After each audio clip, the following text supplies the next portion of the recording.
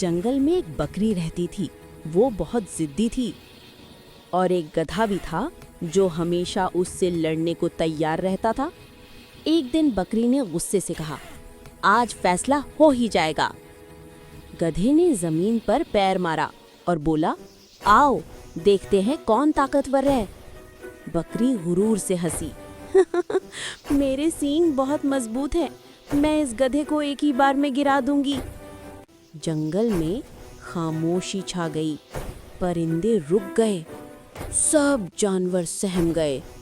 अचानक बकरी पूरी ताकत से आगे बढ़ी। गधे ने पलटकर जोर की लात मारी। जोर का धमाका हुआ। बकरी पीछे जा गिरी और गधा भी तकलीफ से चीख उठा। दोनों जख्मी थे, दोनों रो रहे थे। फिर गधे ने आहिस्ता से कहा, हमने लड़कर क्या पाया? तू भी हार गई, मैं भी हार गया। बकरी ने शर्मिंदगी से सर झुका लिया। हमें लड़ना नहीं चाहिए था, हम दोस्त भी बन सकते थे। गधा मुस्कुराया, आओ फिर दोस्ती से शुरू करें। बकरी ने भी हल्का सा सर हिलाया और दोनों ने फैसला किया कि अब कभी नहीं लड़ेंगे।